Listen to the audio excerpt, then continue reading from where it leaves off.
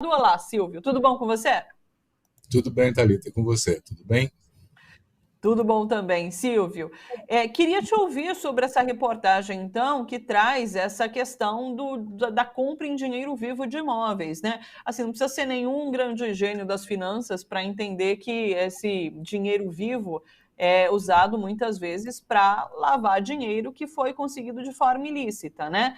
E a rachadinha, inclusive, é justamente isso, né? É o dinheiro conseguido de forma ilícita. E daí, dentro das investigações da rachadinha, tinha essa questão da compra de imóveis. Então, assim, a gente consegue conectar muitos desses fatos. O lance precisamos saber, precisamos de uma investigação para apurar de onde vem esse dinheiro e como que foi gasto esse dinheiro, enfim, quero te ouvir sobre isso. Eu acho que nós precisamos juntar alguns elementos para poder, não digo concluir, mas pelo menos discutir um pouco essa situação do dinheiro vivo circulando dessa forma, né? Eu queria lembrar a relação que o Bolsonaro tem, a família dele também, com os milicianos. O Sim. Adriano da Nóbrega, a família do Adriano empregada nos gabinetes da família, né? O Queiroz. As rachadinhas são a expressão de uma iniciativa. Eu não tenho dúvida de que aconteceu. Eles cobravam dos seus funcionários uma parte do salário devolvido, há evidências disso. Isso não tem ido para frente em termos de julgamento, porque nós temos um guardião, um protetor do presidente Bolsonaro na figura do Procurador-Geral da República, o Sim. Aras, né? Mas existem mais indicações. Por exemplo, as 29 quilos de cocaína que foram achados no avião presidencial, que foram transportados pelo avião presidencial e foram descobertos na alfândega da Espanha. Um portador militar brasileiro tentando atravessar aquilo. Eles não sabiam, né? Tem indicações de vários tipos, né? A facilitação com que o Adriano da Nóbrega, por exemplo, que estava declarando no final: eu vou ser morto porque eu sei muita coisa, não posso contar, e de fato ele foi executado pela polícia que se aproximou da região onde ele estava, né? Quer dizer, você vai juntando elementos aonde tem a questão do tráfico. Eu poderia colocar também o cartão presidencial de gastos que está sob sigilo, não é isso? Quer dizer, sigilo de 100 anos, para evitar que se descubra para onde foi esse dinheiro que está sendo sacado todo mês pelo presidente nesse cartão corporativo da presidência. Quer dizer, se você observar, né, o dinheiro vivo é a forma de lavagem, né? Há inclusive estudos que estão começando a demonstrar, o Gessé Souza é um dos que está apontando isso, né, que dos pastores das igrejas neopentecostais estão lavando dinheiro do narcotráfico também, né? Quer dizer, então é uma aproximação que a gente vai fazendo a esse tema que tem muitas pontas, né? Sim. E, de fato, a família Bolsonaro precisa se preocupar muito, porque perdendo as eleições, eles perdem as imunidades parlamentares, eles perdem as imunidades que o cargo da presidência tem, né? E isso os levará a julgamentos que podem colocá-los na cadeia durante um bom tempo, né? Então, o fato de terem comprado, estarem comprando imóveis, e é possível que haja inclusive mais propriedades por aí, porque não se esgotou o universo dessa pesquisa. Nós não sabemos se eles mandaram dinheiro para o exterior também, né? Então, há uma série de questões em aberto que incriminam a família Bolsonaro, né? Aquele colega da vivenda da Barra, lá, daquele condomínio que ele mora, que também tem relações com os milicianos, o que eles fazem juntos no mesmo condomínio, né? Eu me lembro, inclusive, do Bolsonaro fazendo como é que eu vou chamar isso? Um erro, né? Ao dizer assim: a Michele, eu casei com ela mesmo não sabendo que a mãe era traficante e tinha sido presa. Ele falou isso. Né?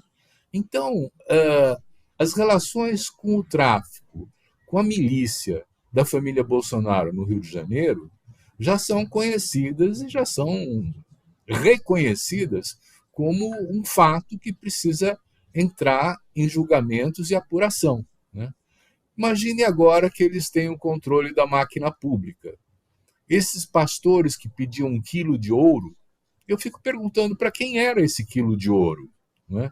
Então, nós temos, de fato, né, hoje em dia, os milicianos governando o país. Né?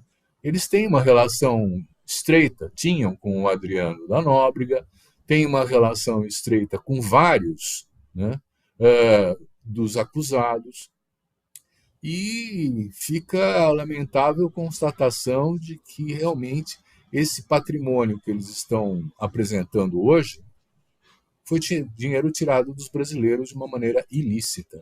Né? Eles roubaram.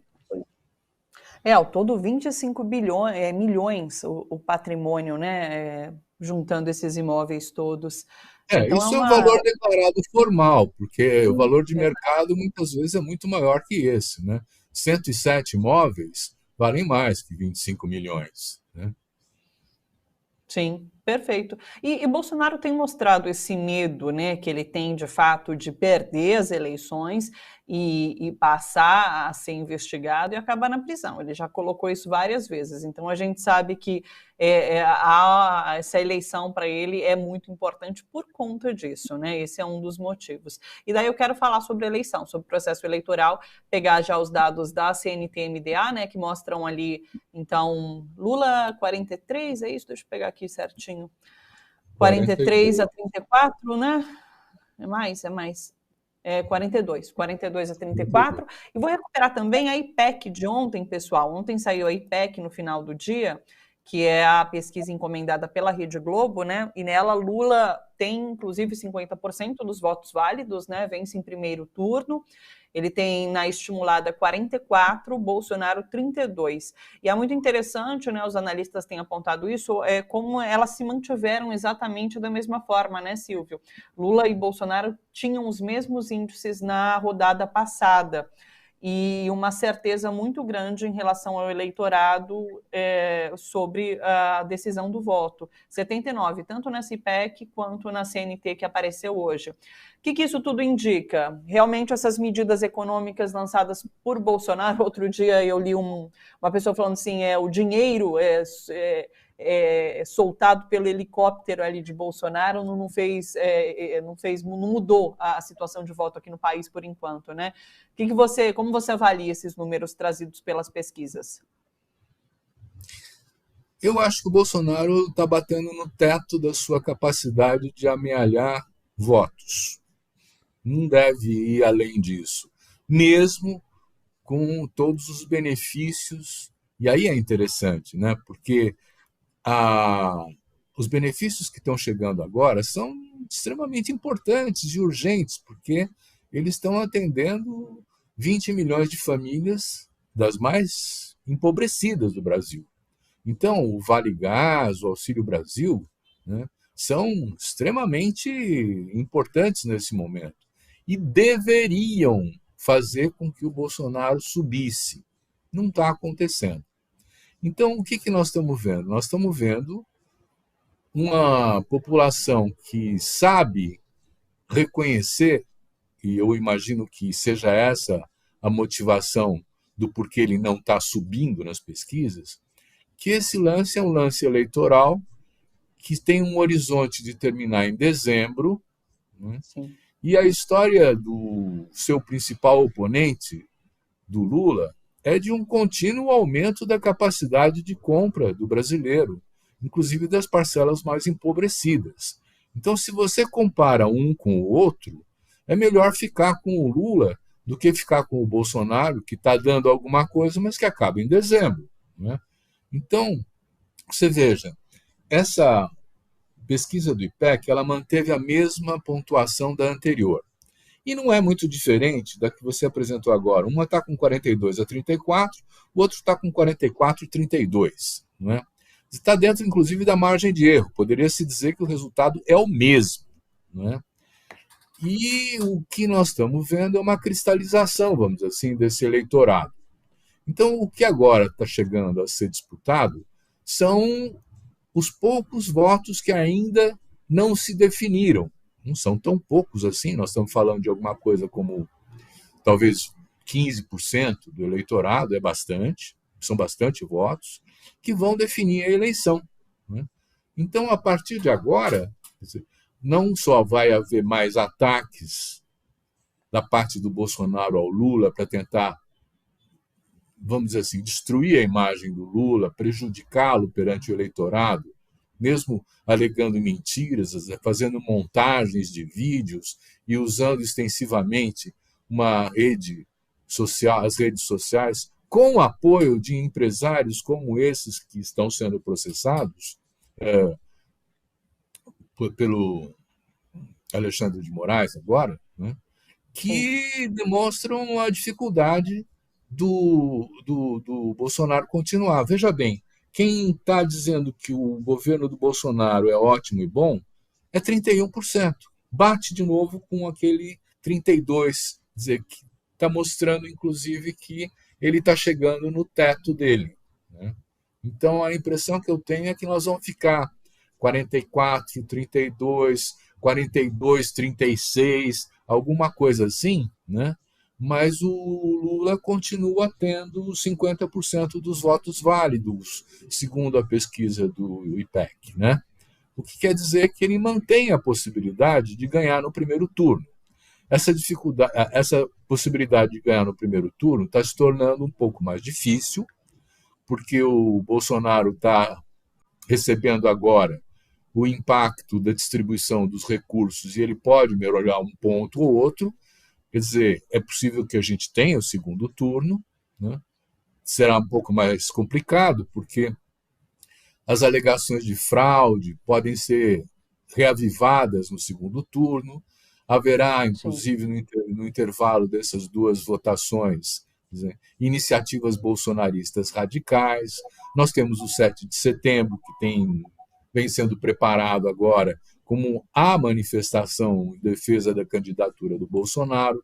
Ele está mobilizando Exército, Marinha, Aeronáutica, todos os seus militantes de redes sociais, para transformar o 7 de setembro num movimento de afirmação da candidatura dele, de tentar recuperar o que ele vem perdendo como prestígio e apoio popular. Né? Então, eu vejo assim, quer dizer, a pesquisa é indicativa de uma situação de estabilidade entre esses dois candidatos, né? Mas o Bolsonaro não tem ajudado. No debate que ele fez agora, participando, o quanto ele bateu nas mulheres, ele perdeu de votos das mulheres. Né? Então, essas oscilações nós vamos ver um pouco mais à frente.